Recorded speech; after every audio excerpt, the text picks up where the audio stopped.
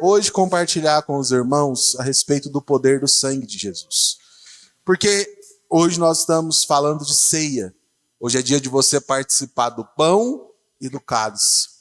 E o pão e o cálice, eles não são naturais. Você não está participando de algo apenas por constar. Você está se lembrando da aliança. Mas para que você tenha noção da dimensão daquilo que você participa, eu quero hoje focar em falar para você a respeito do sangue. Talvez no próximo ceia eu fale para você a respeito do pão.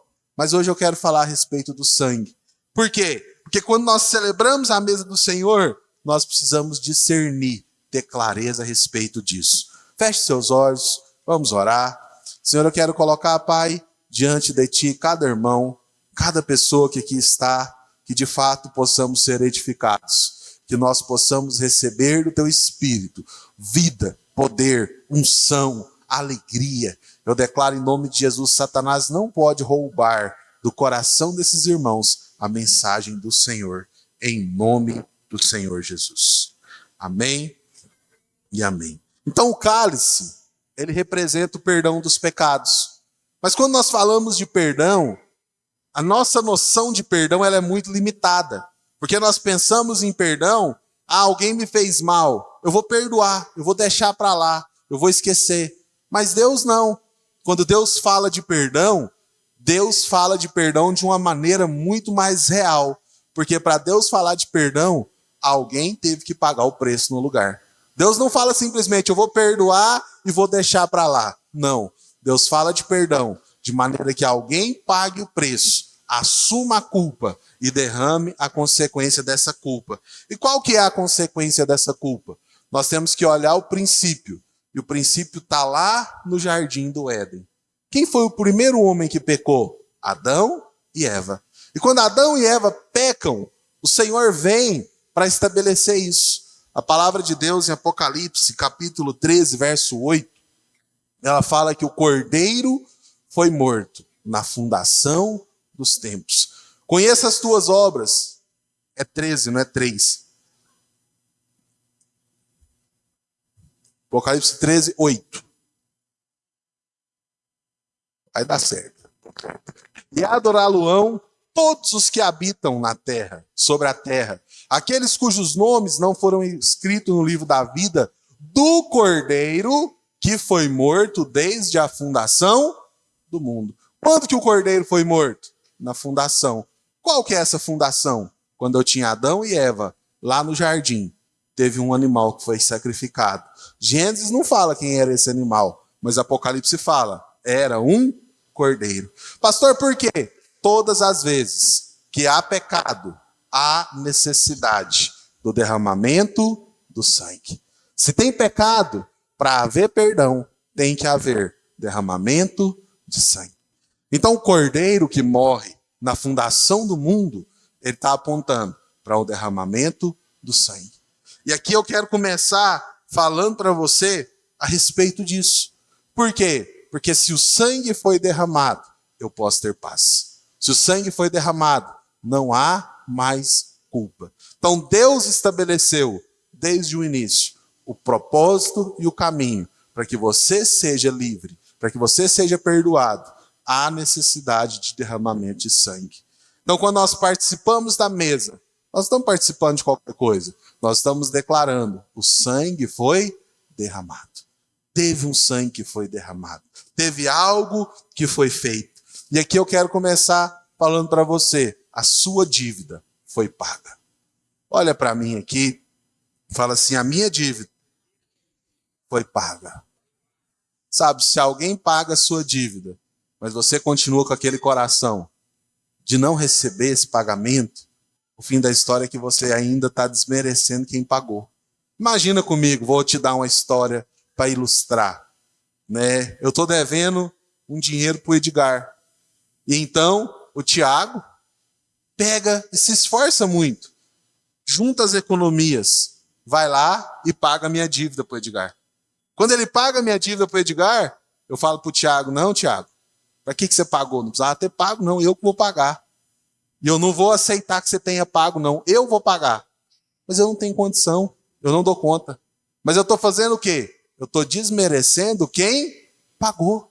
Eu estou desmerecendo porque eu não estou enxergando que para ele teve um custo pagar essa dívida. Para ele teve um esforço de pagar essa dívida. Irmãos, você tem que entender que para que nós pudéssemos ser perdoados, teve uma morte de cruz. A dívida era muito grande, eu nunca ia conseguir pagar. E quando ele vai para a cruz, ele pagou. Então eu não posso hoje falar, olha, ele pagou, mas eu ainda tenho que sofrer a consequência do pecado. Ele pagou, mas eu ainda estou pagando por isso, eu ainda estou levando a maldição, ainda estou sofrendo isso. Eu estou dizendo que o que ele pagou não valeu a pena. Não faz sentido. Mas se faz sentido o que ele pagou, então eu posso ter paz. Então, tenha consciência, nossa dívida foi paga. Momento da ceia, não vim aqui para alguma, para falar para você. Você precisa se lembrar dos seus pecados, do que você fez. Não, momento da ceia eu preciso te lembrar. Alguém morreu para pagar o preço no seu lugar. E se ele morreu, e se ele pagou o preço, você pode ter paz hoje. Então eu quero te falar a respeito da primeira menção de sangue. Porque em Adão, fala que houve um sacrifício para cobrir o pecado de Adão e Eva. Mas quando a Bíblia vai falar a primeira vez realmente sobre sangue, ela vai falar quando Caim e Abel, agora eles têm um problema. A Bíblia fala que Caim e Abel vêm oferecer sacrifício ao Senhor. E aqui tem um princípio espiritual. Pode botar aquela musiquinha, eu não vou pregar muito hoje não. Mais 1h30 eu estou acabando. Amém, irmãos? Abel e Caim vêm oferecer sacrifício. Abel era pastor de ovelhas. Abel cuidava do rebanho. Abel pega a primeira ovelha e traz ao Senhor. Primeiro cordeiro. E ele sacrifica ao Senhor. O que tem no sacrifício? Então o princípio da primícia, os irmãos já sabem sobre dízimo, sobre o Senhor ser o primeiro. Não é meu foco hoje. Tem esse princípio aqui. Mas tem um segundo princípio. Ele trouxe algo que derramou sangue. Porque para o Senhor aceitar o sacrifício, tem que haver derramamento de sangue. Mas e Caim, pastor? Caim trouxe verdura. Trouxe legumes.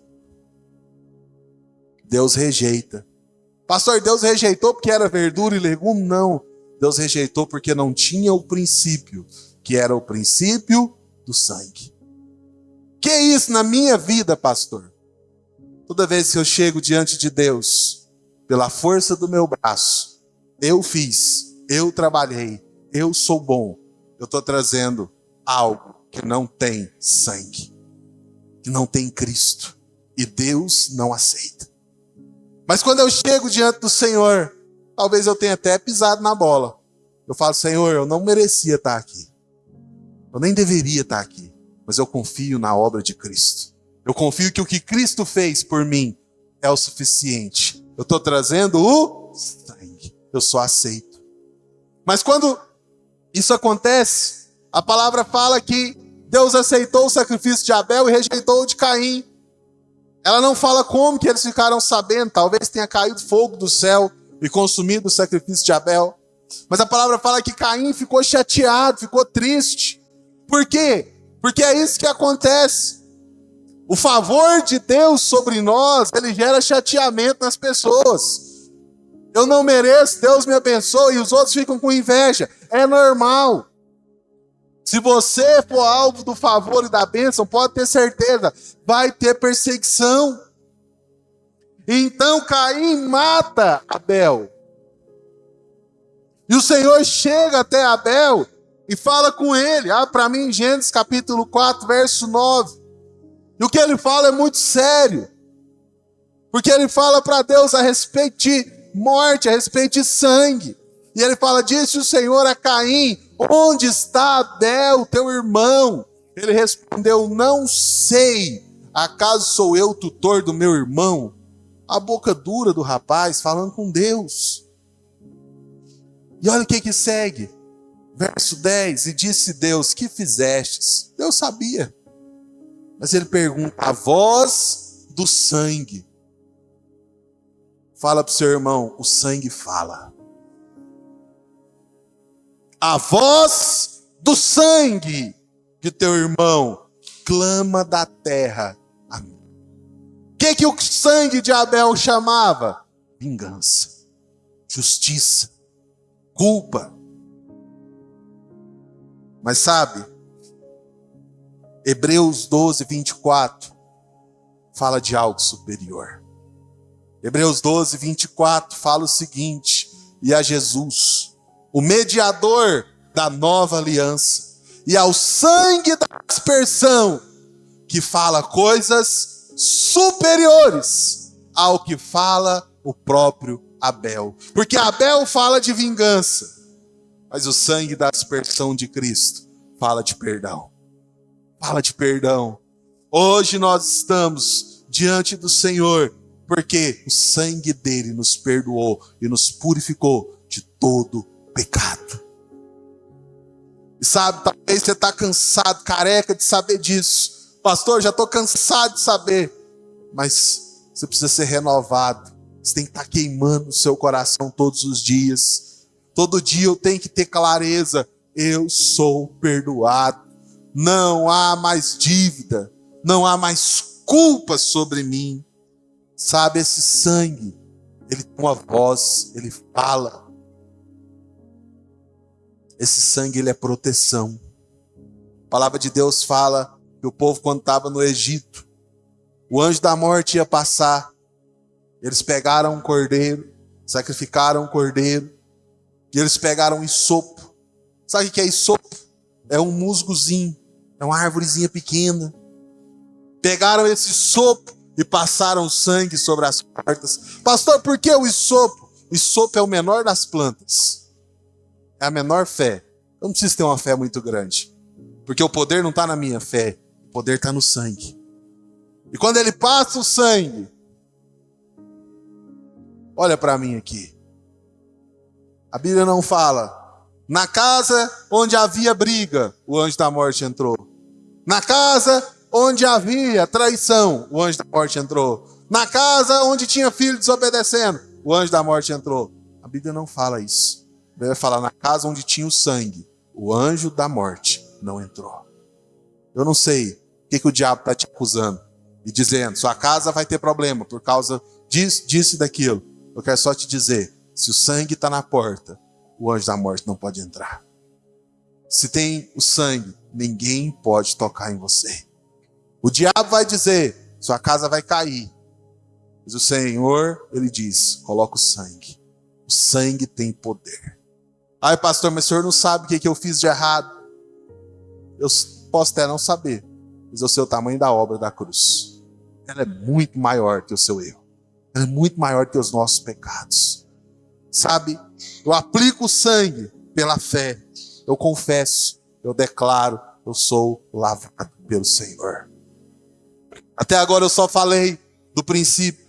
Eu falei do sangue no Éden. Eu falei do sangue nas portas. Mas eu quero te dar algumas imagens sobre a morte de Jesus. Eu quero te dar algumas imagens sobre ele. A Bíblia fala que ele foi preso. Mas antes de ser preso, ele foi para o jardim orar. Enquanto ele orava, a palavra fala que ele suou gotas de sangue. Pastor, por que ele suou gota de sangue? Ele fazia uma oração. Senhor, se possível, passa de mim esse cálice. O que ele estava dizendo? Estava dizendo, eu não quero ir. Eu não quero. Por quê? Que eu vou sofrer. Que eu vou passar por coisas que eu não quero. Vou passar por dificuldade. O que isso tem a ver comigo, pastor? Quantas vezes a gente faz só o que a gente tem vontade? Ah, eu vou fazer o que eu quero. Me chateou, não quero. Não vou mais. Presta atenção, irmãos. Jesus suou gota de sangue para vencer nosso espírito de rebelião, nosso espírito de dureza, nosso espírito de indiferença. Ele suou gota de sangue para quebrar a dureza do nosso coração. Tem irmãos, parece que comeu guarda-chuva. É duro, não se curva. se abaixa. Mas sabe, quando o Senhor suou gota de sangue, que ele estava dizendo? Eu abro mão de mim mesmo. Eu abro mão da vaidade. Eu abro mão do meu físico. Eu abro mão. Eu me distancio do Pai para receber o pecado, para que você tenha vida. Preste atenção. Todas as vezes que o diabo trouxer no seu coração espírito de rebeldia, de rebelião, de ingratidão, se lembre, o Senhor Jesus suou gota de sangue para que hoje não seja escravo desse mal. Não seja escravo de viver dessa maneira. Após isso, o Senhor foi preso e ele é açoitado. Quando ele é açoitado, a carne dele se abre.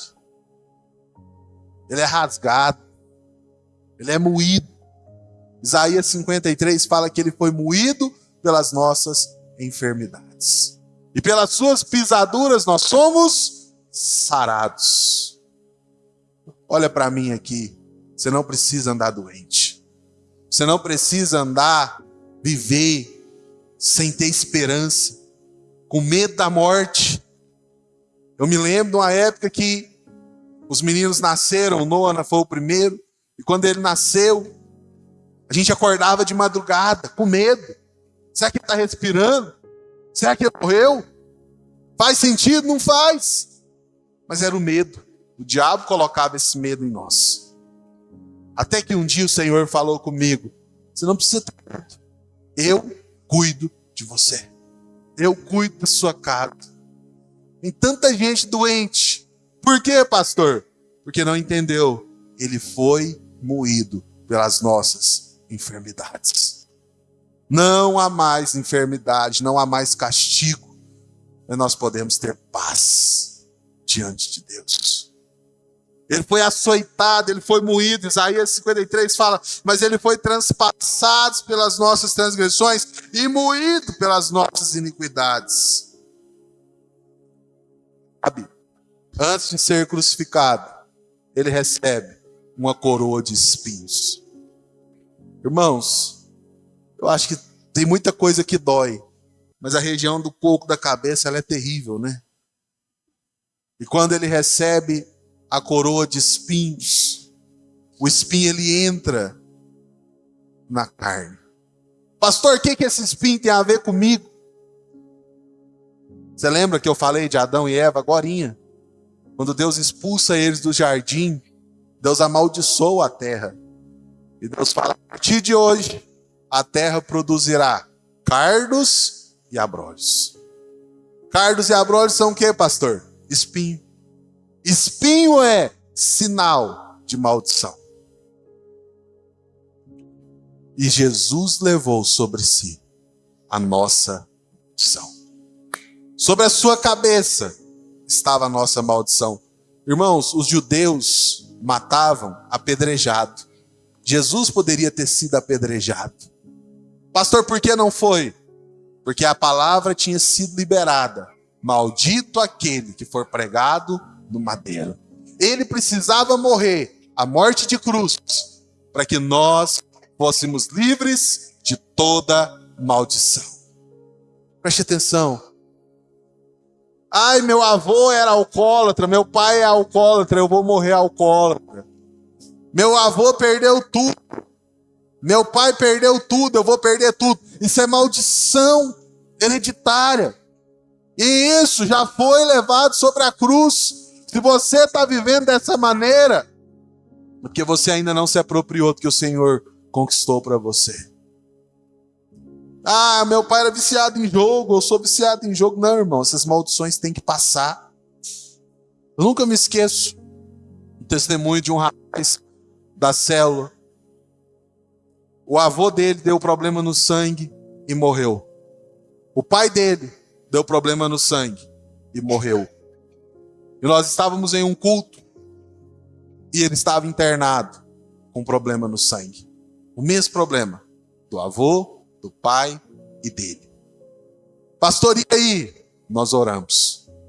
Eu lembro nós termos orado e declarado, em nome de Jesus, essa maldição hereditária parou na cruz. Não tem mais poder sobre ele. Ele nunca mais teve problema. Pastor, por quê? Porque o diabo não tem mais entre nós.